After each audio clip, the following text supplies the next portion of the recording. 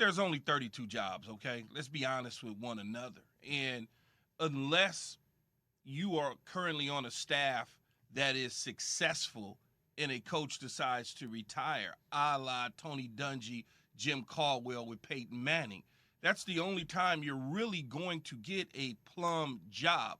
The situation in Green Bay was such that they fired Mike McCarthy and they hired Matt LaFleur with a Hall of Fame quarterback, but the team was a bad team at that particular time that Matt LaFleur took over. If you would have hired a black coach to the Green Bay Packers with a Hall of Fame quarterback, he probably would still be coaching and even in the Super Bowls right now. It's just those jobs are just bad jobs in general, whether it was been the Detroits, whether it was the Houston Texans, the Cincinnatis of the world.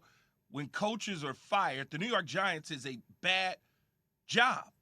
Brian Flores would have taken over a bad job for the New York Giants, even though you get a head coaching job, you're never going to walk into a plum job. That's why it's available to begin with. Well, unless Jay, Yep. it's an organization that hit rock bottom. They got the number one pick. It's a great number one, Joe Burrow or someone like that. It's a great number one pick. Rebuild. They have salary cap space. They're well run. You know, there are those.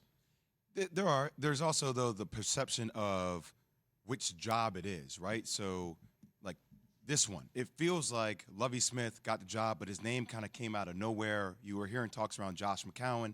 You were hearing talks around Brian Flores. Obviously, the lawsuit against the NFL. It's almost like Lovie Smith got the job by default. And I think the perception of all that together combined with Houston, once again, what just happened with their last head coach. The fact that Deshaun Watson has all the allegations out against him, Cal McNair and how they've handled all that, Jack Easterby, all the stories looming around this organization and the troubles that they've had, that would be the job that the one black coach who got hired this cycle ends up getting, to inherit that job again. Jay, you've had a lot of lengthy conversations recently on your podcast. Brian Flores, his attorneys, etc. Here's a statement from Brian Flores' attorneys following the hire of Lovie Smith, sort of along the lines of what you're suggesting here. Mr. Flores is happy to hear that the Texans have hired a black head coach, Lovie Smith, as Mr. Flores' goal in bringing his case is to provide real opportunities, let me stress, for black and minority candidates to be considered for coaching and executive positions within the NFL, the statement said. However, we would be remiss not to mention that Mr. Flores is one of the 3 finalists for the Texans head coach position, and after a great interview and mutual interest, it is obvious that the only reason Mr. Flores was not selected was his decision to stand up against racial inequality across the NFL. So, Key, did the Texans not hire Flores because of his lawsuit? It certainly feels that way, right? Especially based on the optics of where we're at and everything all of a sudden just happened. Everything just happened the way that it did. But they are getting a quality head coach in Lovie Smith, a qualified guy in Lovie Smith. Did Flores' lawsuit allow Lovie Smith to be the head coach of the Texans? I would probably say it helped make their decision. I don't know that he was never in the running, because everything I heard is that they all, they was always kind of like looking at Lovie, but also interviewing other guys along the way. So I think it helped. I don't think it was the final deciding factor. I think Lovie Smith could do well. I hope he does well.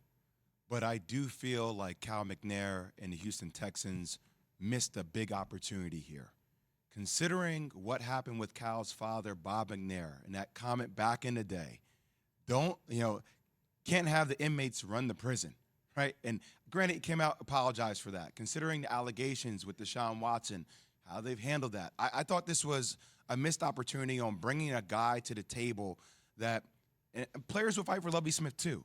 But I think the example it would set for the Houston Texans, hey, we are willing to stand next to a black coach who's gone through a lot, even in his allegations and his discrimination suit against the league, And we want a guy like that who is a man of principle. And I'm not saying Lovie Smith is not all these things too, but a man of principle who is going against the league. We want him to be a part of our organization, and we want him to represent us, considering the history that we've had. You know, this is not uncommon in sports when you really look at what the owners of a league, right, collectively punish more than anything.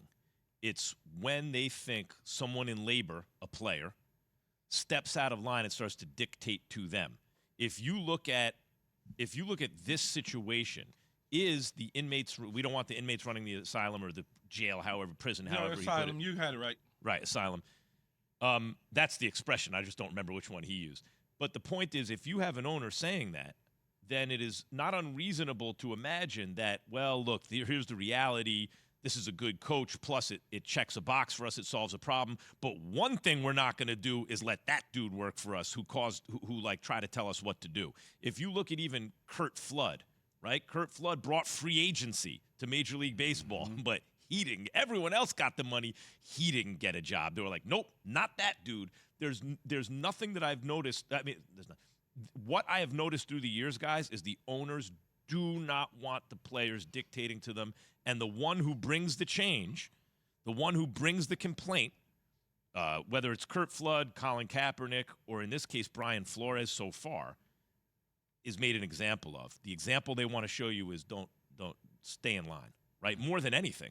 Even if the message that you were trying to bring has an influence, you stay in line, and we're going to make an example of that guy. It's going to be interesting to see if Brian Flores works again. Thanks for watching ESPN on YouTube. For live streaming sports and premium content, subscribe to ESPN+.